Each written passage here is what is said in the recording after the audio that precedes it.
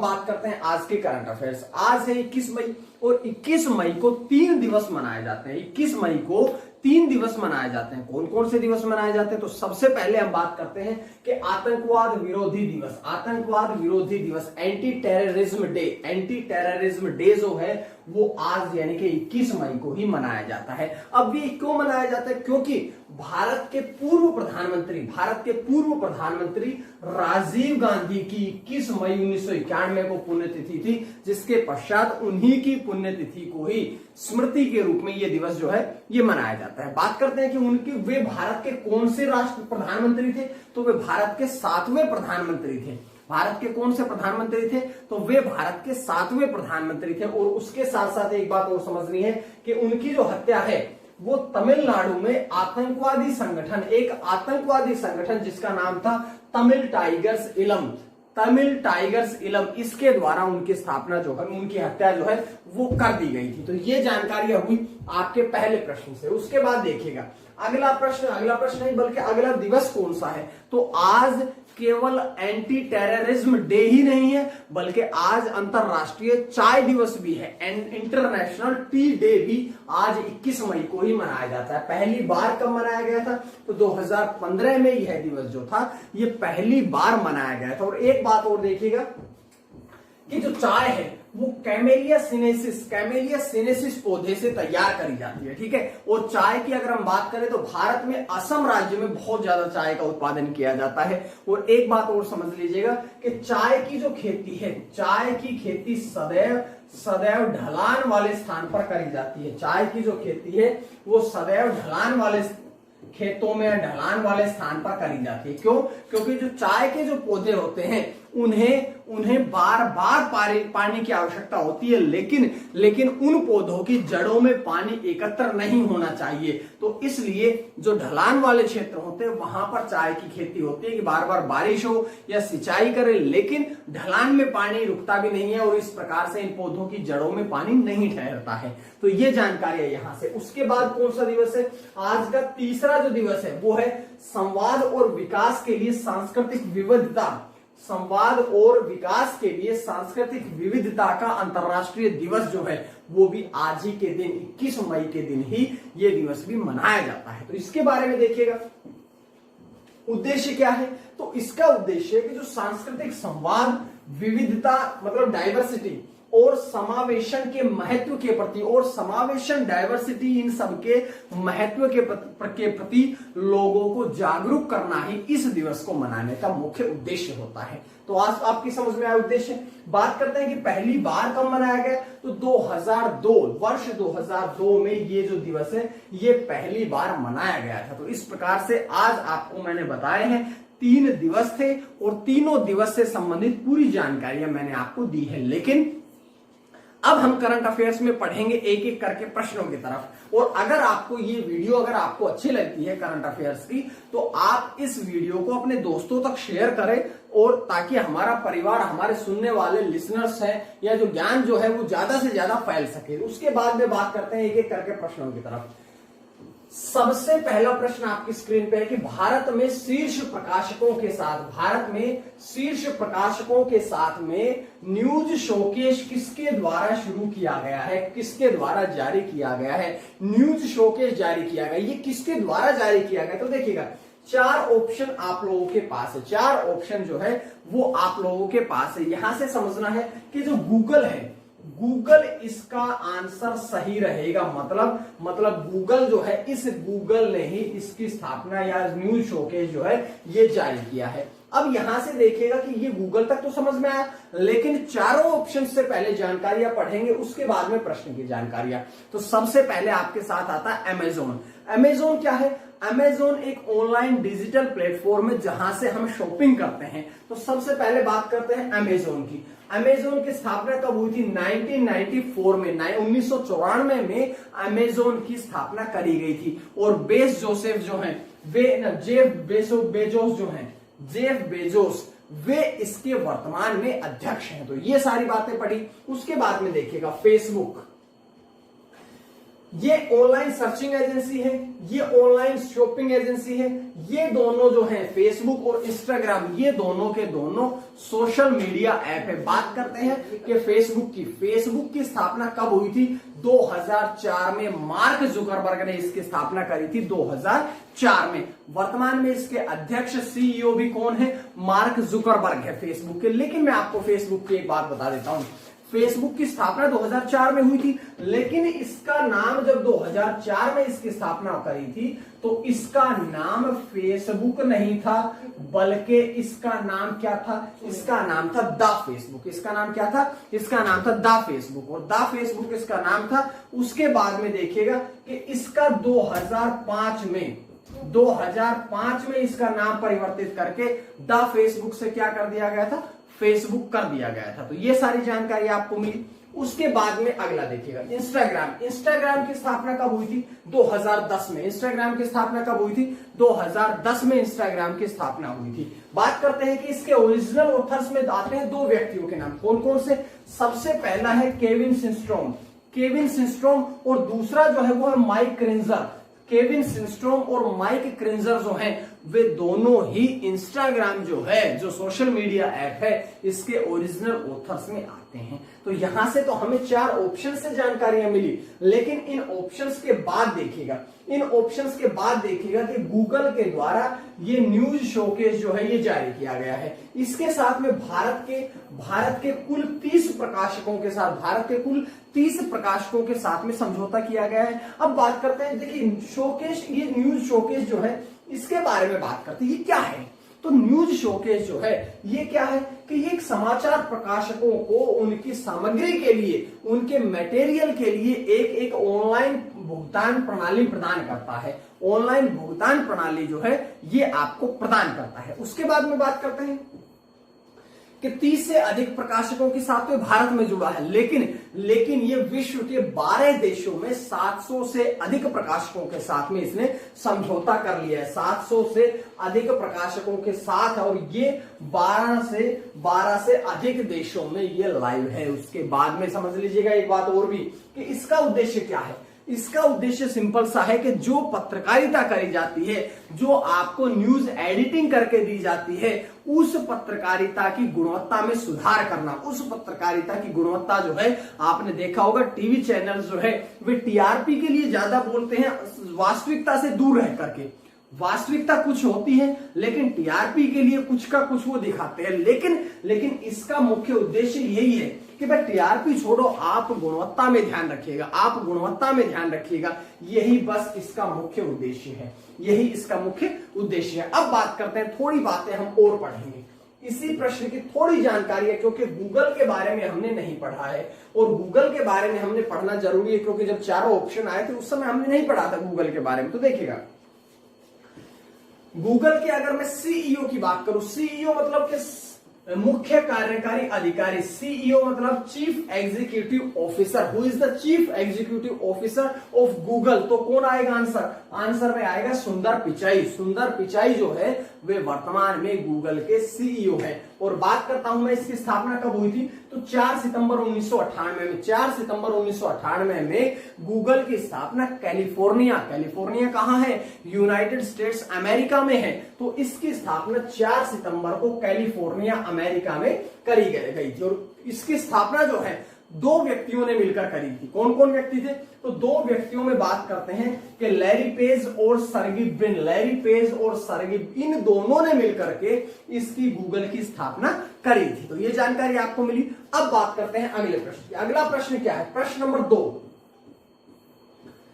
कि millennium technology पुरस्कार 2020 का मिलेनियम टेक्नोलॉजी पुरस्कार जो है ये किसे दिया गया है? मिलेनियम टेक्नोलॉजी पुरस्कार जो है 2020 का किसे दिया गया है? तो 4 ऑप्शन आप लोगों के पास है। ये पुरस्कार आसान सा प्रश्न आता है। ऐसा अगर कोई आपके सामने प्रश्न आता है तो वो आपको नहीं पता होने के बाद भी संभावनाएं आप बना लेते हैं। तो देखिएगा, यहां से आपका जो आंसर रहेगा वो रहेगा उपरोक्त दोनों का मतलब क्या है? उपरोक्त दोनों का मतलब यह है कि शंकर बालासुब्रमण्यम और उनके साथ में डेविड क्लेनमैन और शंकर सुब्रमण्यम दोनों को इस पुरस्कार से सम्मानित किया गया है। यहां से एक बात समझ लीजिएगा कि जो बिडेन कौन है, क्योंकि आखिरी ऑप्शन में जो बिडेन बसते हैं।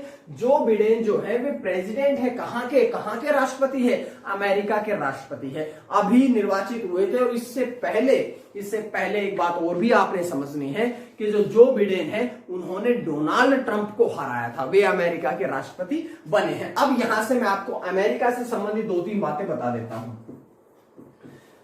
आपसे पूछा जाता है कि अमेरिका का जो राष्ट्रपति है वो कितने कार्यकाल के लिए बढ़ सकता है, तो उनका कार्यकाल कितना होता है? 2 बार। 2 बार मतलब ऐसा कहिएगा कि 8 वर्ष से अधिक के लिए नहीं बढ़ सकता। कार्यकाल 2 होगा। और एक कार्यकाल कितने वर्ष के लिए होता है? एक कार्यकाल कितने वर्ष के लिए होता है? 4 वर्ष के लिए होता है। तो वे 2 बार 4 वर्ष के 2 कार्यकाल के लिए अमेरिका के राष्ट्रपति जो हैं वे रह सकते हैं। तो आसान बातें हैं जो आपके सामने आ रही हैं। उसके बाद में यहां से पढ़ते हैं प्रश्न की तरफ। देखिएगा, शंकर बालासुब्रमण्यम और डेविड क्लेनमैन, इन दोनों को पुरस्कार से सम्मानित किया गया। कौन वे दोनों? कौन है वे? ब्रिटिश रसायनज्ञ हैं, ब्रिटिश के रसायन शास्त्री हैं दोनों के दोनों, जिनको इस पुरस्कार से सम्मानित किया गया है। और क्यों दिया गया है? क्योंकि उन्होंने सुपरफास्ट डीएनए अनुक्रमण तकनीक विकसित करी थी। ये तकनीक क्या करती है? ये तकनीक ये करती है कि जो घातक रोग होते हैं, जैसे कोरोना वायरस, जैसे आपका कैंसर है, इन घातक रोगों में अगर किसी व्यक्ति को ये घातक रोग हो जाते हैं, बड़े रोग हो जाते हैं, बड़ी बीमारियां हो जाती है, दुर्लभ बीमारियां हो जाती है, तो इनको रिकवर करना इसके द्वारा आसान हो जाता है। वे आसानी से इससे निजात पा सकते हैं, इसीलिए उनको ये पुरस्कार दिया गया है। ठीक है, अब बात करते हैं कि ये जो पुरस्कार है ये उन्हें फिनलैंड में नोबल विज्ञान पुरस्कार, फिनलैंड में जो नोबल पुरस्कार दिए जाएंगे, नोबल पुरस्कार नहीं, नोबल विज्ञान पुरस्कार दिए जाएंगे, इनके संस्करण में इन्हें यह पुरस्कार जो है ये दिया जाएगा। तो ये बातें तो हमने यहां से पढ़ ली। अब समझिएगा, अब आपने समझ लिया कि ये दोनों की फोटो लगी है, उन्हें ये जो पुरस्कार है 2020 के लिए ये पुरस्कार दिया जाएगा। उसके बाद में देखिएगा, बात करते हैं पुरस्कार के बारे में, क्योंकि हमने अभी तक पुरस्कार के बारे में बातें नहीं करी है। पुरस्कार की स्थापना अगर हम बात करें तो फिनिश मिलेनियम टेक्नोलॉजी पुरस्कार की जो स्थापना है 2004 में करी गई थी। 2004 में करी गई, तो 2004 से याद रखिएगा कि फेसबुक की स्थापना भी 2004 में करी गई थी। मैं पिछले प्रश्न में आपको इस बात से अवगत करा चुका हूं। उसके बाद में बात करते हैं, देखिएगा इसका उद्देश्य क्या है। तो इसका उद्देश्य क्या है?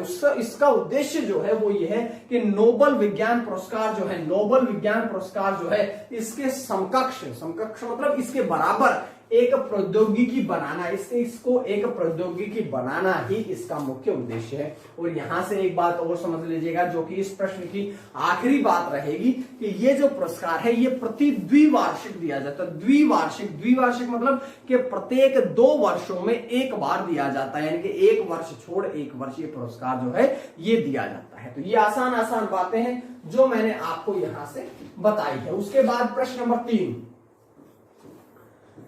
कि एशिया प्रशांत में दूसरा सबसे बड़ा बीमा प्रौद्योगिकी बाजार वाला देश कौन सा बना है? दूसरा सबसे बड़ा जो बीमा प्रौद्योगिकी बाजार वाला जो देश बना है वो इनमें से कौन सा है? 4 ऑप्शन है कि सबसे बड़ा। देखिएगा, कई बार हमें प्रश्न नहीं आते हैं, मैं आपसे बताता हूं, कई बार हमें प्रश्न नहीं आते, तो क्या करते हैं, तो हम ऑप्शंस में से एक को हटाना शुरू कर देते हैं। अब आप खुद समझ के देखिएगा कि क्या सबसे बड़े की बात कर रहे हैं बीमा प्रौद्योगिकी के लिए, तो इन 4 में से बड़े की क्षमता कौन कौन रख सकता है? कौन जो है वो बड़े की क्षमता रख सकता है? नेपाल, आपको पता है नेपाल गरीब देशों में आता है, नेपाल जो है गरीब देशों में आता है, तो क्या वो बीमा प्रौद्योगिकी में सबसे पहला नंबर ला सकता है? नहीं ला सकता। ये बात आपने, तो ऐसे आपका एक प्रश्न कट गया, एक ऑप्शन हट गया। दूसरे ऑप्शन की बात करते हैं, क्या पाकिस्तान इस क्षमता को रखता है? पाकिस्तान खुद नेपाल जैसे गरीब देशों में आता है, बल्कि ये तो नेपाल से भी नीचे के देशों में आता है कि गरीबी भूखमरी तो है ही, लेकिन इसके साथ साथ में आतंकवाद फैला पड़ा है, तो ये देश भी ऐसा काम नहीं कर सकता। अब आपके पास जो है 2 ऑप्शन बचते हैं, चीन और भारत। अब बताइएगा कौन सा सही रहेगा। तो यहां से दूसरे की बात करी गई है, तो दूसरे स्थान पर कौन रहा है? भारत रहा है। तो इस प्रश्न का जो सही आंसर है वो रहेगा भारत। और पहले की बात करें तो पहले नंबर पर रहेगा चीन। तो यहां से ये बातें पढ़ी क्योंकि एशिया प्रशांत में पूछा गया, विश्व में नहीं पूछा गया, ये मात्र एशिया प्रशांत में आपसे पूछा गया है। तो उसके बाद में हम बात करते हैं प्रश्नों की तरफ। देखिएगा, दूसरा सबसे बड़ा बना है भारत। इस क्षेत्र में कुल पूंजी निवेश कितना है कि 3.66 अरब डॉलर, 3.66 अरब डॉलर जो है वो इसका कुल पूंजी निवेश है। और पहले स्थान पर मैंने आपसे बताया था चीन देश जो है वो सबसे पहले स्थान पर है। लगभग 78% हिस्सा जो है वो केवल भारत और चीन के अंतर्गत ही आता है। बाकी जो एशिया के देश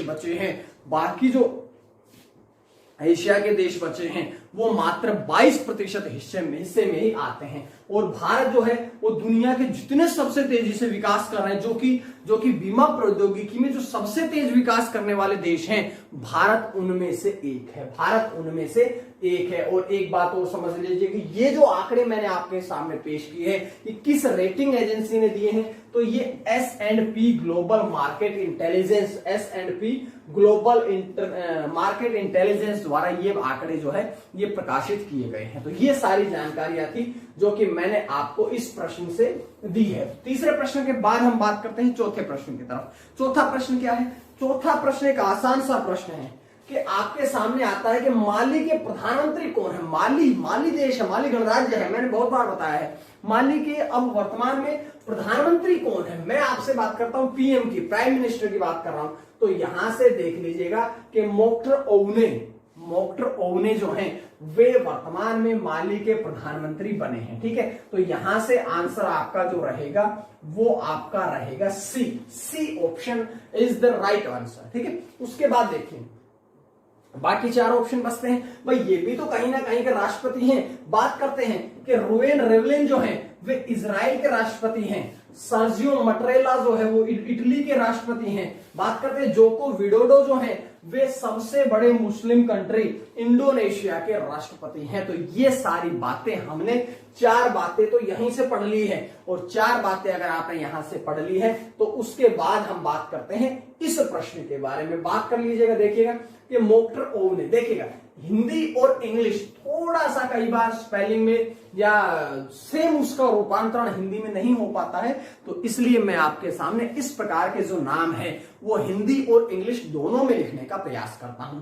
अब बात करता हूं, देखिएगा कि इब्राहिम बौबाकर कीता जो 2020 में अगस्त 2020 में प्रधानमंत्री पद से हटा दिए गए थे, उसके बाद से ही जो मोक्टर ओवने हैं वे कार्यवाहक सरकार के किस पद पर थे? प्रधानमंत्री के पद पर उन्हें नियुक्त किया गया था, जो कि अब इसके प्रधानमंत्री जो है वो बन गए हैं। बात करते हैं और इसके बारे में, देखिएगा ये है मोक्टर ओवने।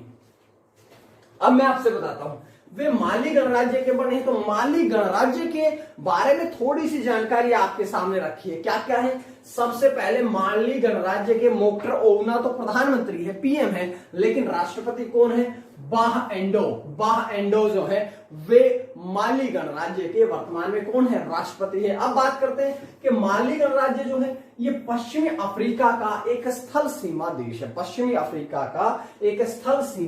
है, उसके बाद में कि ये जो है अफ्रीका महाद्वीप का आठवां सबसे बड़ा देश है। और एक बात और समझ लीजिएगा, राजधानी की बात करता हूं, क्यों? क्योंकि आपके एग्जाम्स में राजधानी से संबंधित प्रश्न आपके एग्जाम में बहुत बार पूछे गए हैं। तो बमाको जो है वो माली गणराज्य की क्या है? राजधानी है। और मुद्रा की बात करें तो पश्चिमी अफ्रीकी CFA फ्रैंक जो है वो माली गणराज्य की मुद्रा है। तो इस प्रकार से सारी जानकारियां इस प्रश्न की पूरी होती है। और पूरी होने के बाद आपका 5वां प्रश्न स्क्रीन पे आता है कि अक्षय ऊर्जा सूचकांक। अक्षय ऊर्जा मतलब सौर ऊर्जा को ही अक्षय ऊर्जा भी कहा जाता है। तो अक्षय ऊर्जा सूचकांक में पहले स्थान पर कौन सा देश रहा है? कौन सा देश ऐसा है जो इसके पहले स्थान पर रहा है? पहले स्थान पर कौन सा रहा है? तो पहले स्थान पर रहा है अमेरिका, यानी कि अमेरिका इसका सही आंसर रहेगा। दूसरे स्थान पर चीन और तीसरे स्थान पर कौन रहा है? अमेरिका रहा है। तो समझ में आई होगी आसान सी बात। सेम उसी सीरियल से आपने पढ़ना है। पहले स्थान पर अमेरिका, दूसरे पर चीन, तीसरे पर अपना देश भारत। तो ये जानकारी यहां से मिली। उसके बाद देखिएगा भारत का कौन सा स्थान रहा, भारत का स्थान रहा तीसरा, जो पिछले वर्ष की अपेक्षा भारत पिछले वर्ष की अपेक्षा एक स्थान ऊपर आया है। मतलब कि पिछले वर्ष अक्षय ऊर्जा में, सौर ऊर्जा में भारत का कौन सा स्थान था, भारत का पिछले वर्ष चौथा स्थान था, जो वृद्धि करके अब की साल कौन सा देश हो गया है, अब की बार तीसरे स्थान पर आ गया है। पहले स्थान पर अमेरिका, दूसरे पर चाइना रहा, और भारत ने 2030 तक यानी कि आगामी 10 वर्षों में 450 गीगावाट अक्षय ऊर्जा स्थापित करने का लक्ष्य भी रखा है। तो ये जानकारी आपके सामने यहां से आती है। अब देखिएगा 5 प्रश्न पढ़ने के बाद हम बढ़ते हैं आज के प्रश्न की तरफ। आज का प्रश्न क्या है, तो आज का प्रश्न क्या है आपके लिए कि 17 मई को जारी आंकड़ों के अनुसार, 17 मई को आंकड़े जारी किए गए थे जिसमें वीपीआई मुद्रास्फीति कितनी हुई, वीपीआई मुद्रास्फीति जो है वो कितनी रही है। आपने आंसर को अच्छे से पढ़ना है, अच्छे से ढूंढना है, और उस प्रश्न को ढूंढ करके आपने जवाब देना है कमेंट बॉक्स में। और एक बात इसके साथ साथ और भी करनी है कि इस वीडियो को अपने दोस्तों तक शेयर जरूर करना है, अपने दोस्तों को बताना जरूर है, ताकि वे भी हमारी करंट अफेयर सीरीज में जुड़ सके। जिसके बाद देखिएगा आज कल का प्रश्न क्या है। कल मैंने आपसे क्या प्रश्न पूछा था कि के अग्रवाल जो कि इंडियन मेडिकल एसोसिएशन के पूर्व अध्यक्ष, उनका निधन हुआ। अब मैंने प्रश्न ये नहीं पूछा, मैंने प्रश्न आपको पूरा बताया। उसके बाद में मैंने पूछा कि उन्हें पद्मश्री पुरस्कार से सम्मानित कब किया गया। इस प्रश्न का जवाब दिया है रिया श्रीवास्तव। बहुत ही बढ़िया जवाब। उन्होंने कहा कि जाने माने प्रसिद्ध हृदय रोग विशेषज्ञ थे और सर्जन थे जिनका नाम था के अग्रवाल, जिनका सोमवार को निधन हुआ है रात्रि में। लेकिन उन्होंने एक कार्य और भी किया, क्योंकि वो पेशे से डॉक्टर थे, और डॉक्टर होने के नाते वो जब तक वेंटिलेटर पर रहे, जब तक ऑक्सीजन चलती रही, फिर भी वो लोगों को परामर्श देते रहे। कोरोना वायरस से लड़ने के लिए वो परामर्श देते रहे। ये जवाब बहुत ही शानदार जवाब रिया श्रीवास्तव। और जैसा कि उन्होंने लिखा है कि उनको साल 2010 में किस पुरस्कार, पद्मश्री पुरस्कार से 2010 में उन्हें सम्मानित किया गया था। तो बहुत ही शानदार, आपको बहुत बहुत बधाई, बहुत ही शानदार आप लोगों ने। क्योंकि जब देखिए, जब मैं आप लोगों के लिए 10 प्रश्नों को सर्च करता हूं, तो आप कम से कम अपने लिए एक प्रश्न को तो सर्च करें। और जब भी मैं आपसे बिल्कुल 100% सच कह रहा हूं कि जब आप अपने लिए किसी एक प्रश्न को भी सर्च करते हैं, तो उस प्रश्न की जानकारियां मैं सबके सामने लेके आता हूं। मतलब औरों को भी जानकारी मिलती है, हमें भी खुशी होती है, और जिस प्रश्न को आप सर्च करते हैं उस प्रश्न को आप कभी भूल नहीं सकते हैं। तो इसलिए आप भी सर्च करिएगा। उसके बाद प्रश्न नंबर 6। प्रश्न नंबर 6 क्या है कि एक्सपर्ट इंसाइडर 2021 सर्वे प्रकाशित किया गया, जिसमें कि शीर्ष स्थान पर कौन रहा। शीर्ष मतलब पहले स्थान पर कौन रहा, तो पहले स्थान पर इसमें कौन सा देश रहा है, ताइवान जो देश रहा वो इस सर्वे में सबसे पहले स्थान पर रहा है। और दूसरे नंबर पर कौन रहा, मैक्सिको। तीसरे स्थान पर कौन रहा, कोस्टा रिका। और मलेशिया कौन से स्थान पर रहा, चौथे। मतलब जिस प्रकार से आप लोगों के साथ लिखे हैं, सेम उसी क्रम से आपने बताना है। पहले पर ताइवान, दूसरे पर मैक्सिको, तीसरे पर कोस्टा रिका, चौथे पर कौन रहा, मलेशिया रहा है। तो ये जानकारियां जो थी आपके सामने आती है। जिसके बाद देखिएगा ताइवान पहले पर, ताइवान के बाद मैक्सिको, कोस्टा रिका, मलेशिया, और 5वें स्थान पर कौन रहा, पुर्तगाल रहा। 5वें स्थान पर कौन सा देश रहा, पुर्तगाल रहा। सबसे खराब प्रदर्शन करने वालों में भारत का नाम है। सबसे खराब प्रदर्शन करने वालों में देखिएगा कुवैत, सबसे खराब प्रदर्शन कुवैत, इटली, दक्षिण अफ्रीका, रूस, मिस्र, जापान, साइप्रस, तुर्की, और तुर्की के बाद किसका नाम आता है, तुर्की के बाद भारत, और भारत के बाद आता है माल्टा। तो ये सबसे खराब प्रदर्शन करने वालों में इसमें भारत का नाम रहा। लेकिन ये जारी किसने किया, तो मैंने आपसे पहले बताया था, ये जारी किया गया है प्रवासी समुदाय संगठन इंटरनेशंस ने स्थापित जारी किया है। और इसके साथ इसमें बताई क्या गई है, ये तो बातें देखिएगा ना। तो इसके अनुसार क्या होता है कि विदेश में रहने वाले, जो लोग विदेश में रहते हैं, जो लोग विदेश में काम करते हैं उनके लिए सर्वोत्तम स्थल, सबसे बढ़िया स्थान बताए गए हैं। तो ये सारी बातें कहां पर बताई गई, ताइवान के लिए। तो ये सारी बातें मैंने आपसे यहां से कर ली है। अब इंडेक्स 2 रखे क्योंकि 5वें प्रश्न में भी सर्वे था, 6ठे प्रश्न में भी सर्वे था। तो मैं आपके सामने 4 इंडेक्स और पढ़ाने वाला हूं। क्यों? क्योंकि इंडेक्स की बात हो रही है तो इंडेक्स में और भी आपको जानकारियां मिल जाती है, एक्स्ट्रा जानकारियां। विश्व खुशहाली रिपोर्ट 2021 भारत का कौन सा स्थान रहा, 139वां। पिछले वर्ष भारत का कौन सा स्थान था, 140वां स्थान था।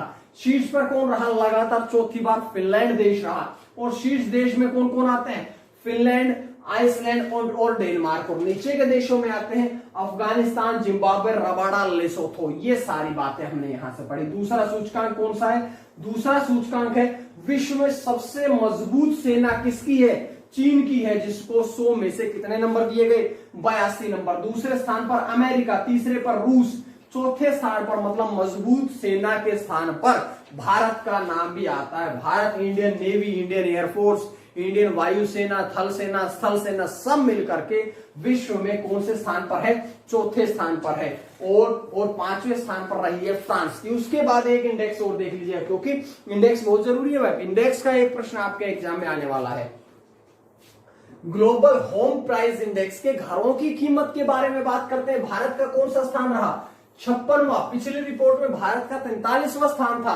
और सबसे ऊपर कौन सा रहा, तुर्की देश रहा। और उसके बाद आखिरी है कि अंतरराष्ट्रीय बौद्धिक संपदा सूचकांक में भारत का, अंतरराष्ट्रीय बौद्धिक संपदा सूचकांक में भारत का 40वां स्थान रहा। उसके बाद में देखिएगा, उसके बाद में प्रश्न नंबर 7 की तरफ चलता है। प्रश्न नंबर 7 क्या है, प्रश्न नंबर 7 आपकी स्क्रीन पे है कि किस राज्य ने अस्पताल में आकाश से दवा, ऐसा एक नई तकनीक लेके आए हैं कि आकाश से दवा, ये पायलट परीक्षण शुरू किया। तो ये किसने शुरू किया है, ये शुरू किसने किया है, ये शुरू किया है तेलंगाना ने। तेलंगाना ने इसको शुरू किया है, इस सेवा को तेलंगाना राज्य ने शुरू किया है। अब यहां से हम थोड़ी जानकारियां पढ़ेंगे भाई इनके सीएम के बारे में, इन सभी राज्यों के मुख्यमंत्री के बारे में। तो आंध्र प्रदेश के कौन है, YS जगन मोहन रेड्डी। तमिलनाडु के कौन है, MK स्टालिन।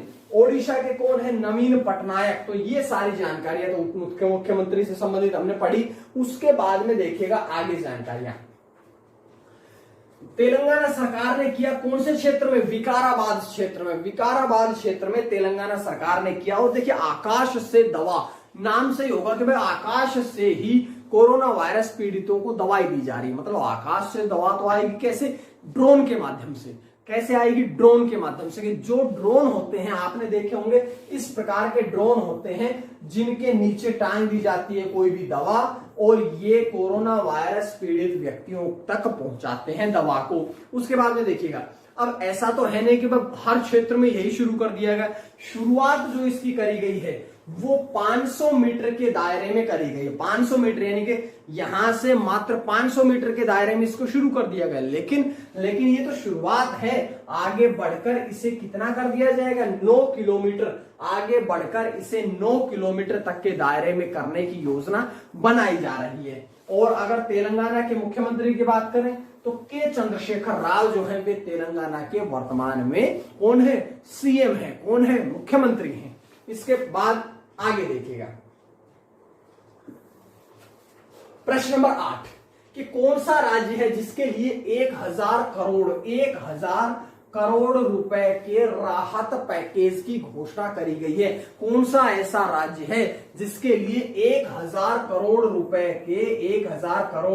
के राहत पैकेज की घोषणा करी गई है। कौन सा राज्य है, कौन सा राज्य है, गुजरात राज्य के लिए घोषणा करी गई है। बात करते हैं इसके बारे में। पहले गुजरात राज्य में करी है, किसने करी है, प्रधानमंत्री नरेंद्र मोदी ने करी है। क्यों, क्योंकि मैंने आपसे 2 दिन पहले की वीडियो में बताया था कि तुकाते तूफान आया है। ये तुकाते तूफान आया है, इसके कारण लगभग 3000 करोड़ रुपए की क्षति हुई है, नुकसान हुआ है। और 3000 करोड़ के नुकसान की भरपाई के लिए 1000 करोड़ की घोषणा जो है वो किसने कर दी है, प्रधानमंत्री नरेंद्र मोदी ने गुजरात राज्य के लिए कर दी है। इससे पहले आपको पता होगा कि देश के जो प्रधानमंत्री हैं वर्तमान में वे गुजरात के मुख्यमंत्री हुआ करते थे। इसलिए गुजरात के लिए घोषणा करती है। ठीक है, इसके तहत क्या किया गया कि जो मरने वाले व्यक्ति हैं उनको 2 लाख रुपए, उनके परिवार को 2 लाख रुपए, और जो घायल व्यक्ति हैं उनके परिवारों को, उनको ही, बल्कि घायल व्यक्तियों को तो स्वयं सौंपा जा सकता है, 50,000 रुपए जो है वो उन्हें दिए गए हैं। उसके साथ में राज्य भर में लगभग 3,000 करोड़ से अधिक के नुकसान की आशंका जताई गई है। ठीक है, उसके बाद अगला प्रश्न, प्रश्न नंबर 9 कि आभासी तरीके से GMS-21 की मेजबानी किसके द्वारा करी गई? GMS जो है इसकी मेजबानी किसके द्वारा करी गई? कौन सी ऐसी सेना है जिसने GMS-21 की मेजबानी करी है?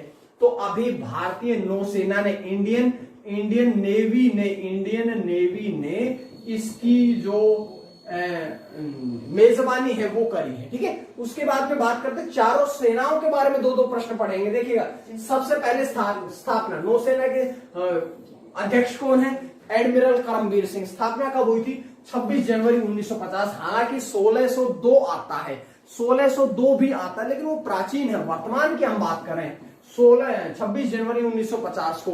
ऐसे तो देश में जो नौसेना जो है, नौसेना के पिता जो है वो छत्रपति शिवाजी को कहा गया है। लेकिन हम वर्तमान की बात करें, आजादी के बाद की बात कर रहे हैं। इससे पहले रॉयल इंडियन नेवी नाम था इसका 1947 से 1950 के बीच में। तो हम बात करेंगे इंडियन नेवी की, भारतीय नौसेना की।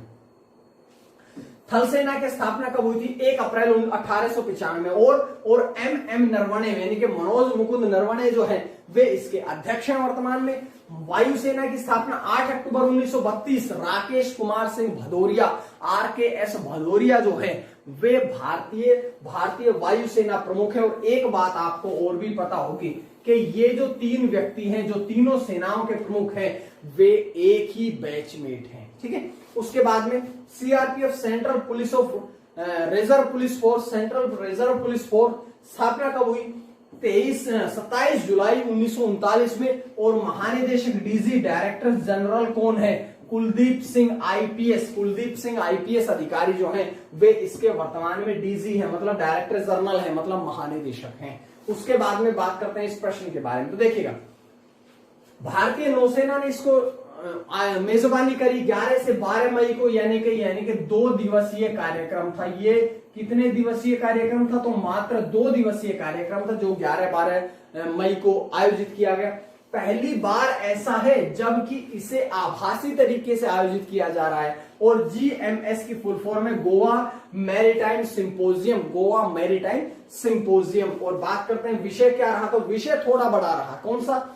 कि समुद्री सुरक्षा और उभरते गैर पारंपरिक खतरे, नौसेना के लिए सक्रिय भूमिका के लिए एक मामला, ये इसका विषय रहा। और इसमें बात करते हैं कि 13 हिंद महासागर से जुड़े हुए 13 देशों ने भाग लिया था। 13 कंट्रीज यहां पर आई, मतलब आभासी रूप से इसमें जुड़ी थी। इसके बाद देख लीजिए 13 कंट्री कौन कौन सी है। सबसे पहले भारत, दूसरा है इसमें बांग्लादेश, तीसरा है इसमें Comoros, Indonesia, Madagascar, Malaysia, Maldives, Mauritius, Myanmar, Seychelles, Singapore, Sri Lanka और थाईलैंड। ये 13 देश ऐसे थे जो इस सम्मेलन में आभासी तौर पर जुड़े हैं। ठीक है, उसके बाद बात करते हैं आज के आखिरी प्रश्न की। आज का आखिरी प्रश्न आप लोगों की स्क्रीन पे है कि किस राज्य ने ऑक्सीजन संयंत्रों को, ऑक्सीजन जो संयंत्र है जो कि कोरोना वायरस में ऑक्सीजन की पूर्ति करने के लिए लगाए गए हैं, उन सभी को मुफ्त विद्युत आपूर्ति मतलब कि उनको बिजली में कुछ कंसेशन देने की घोषणा करी है। तो ऐसा राज्य कौन है? असम राज्य ऐसा राज्य। बात करते हैं पहले चारों के मुख्यमंत्री जी।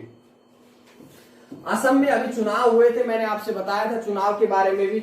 हेमंता बिस्वा शर्मा जो है वे इसके CM है, मुख्यमंत्री हैं। मेघालय के मुख्यमंत्री कौन है? कोनराड संगमा। सिक्किम के मुख्यमंत्री कौन है? PS तमांग, प्रेम सिंह तमांग। नागालैंड के मुख्यमंत्री कौन है? नेफ्यू रियो जो है वे वर्तमान में नागालैंड के मुख्यमंत्री हैं। तो ये तो हमने बात करी मुख्यमंत्रियों के बारे में। अब मैं आपसे एक बात और पूछता हूं, इस प्रश्न की हमने चर्चा नहीं करी। देखिएगा, असम सरकार ने ये घोषणा करी है कि जो भी ऑक्सीजन आपूर्ति संयंत्र है उनके लिए 20% फ्री पूरा नहीं है बल्कि 20% बिजली में उन्हें छूट दी जाएगी। और जो ऐसे संयंत्र है जो स्थापित करने के बाद में रोक दिए गए हैं उनका पुनरुद्धार किया जाएगा। साथ साथ में कि जितने भी 1 जनवरी 2021 से ये कार्यक्रम शुरू किया गया जो कि 1 अप्रैल 2021 से लागू होगा। वित्तीय सहायता जो है वो आपकी 1 अप्रैल से लागू होगी, लेकिन ये योजना जो है वो 1 जनवरी से लागू होगी। तो वित्तीय सहायता यानी कि उनकी बिजली माफी योजना जो है वो 1 अप्रैल के बाद से शुरू करने की घोषणा करी गई है। उसके बाद में देखिएगा, ये थी आज की कुछ करंट अफेयर्स। उम्मीद है आपको ये करंट अफेयर्स की सीरीज अच्छी लग रही है, पसंद आ रही है। तो अगर आपको अच्छी लग रही है, पसंद आ रही है, तो सिंपल सा आपने काम करना है कि अगर चैनल सब्सक्राइब नहीं कर रखा तो चैनल सब्सक्राइब करिए।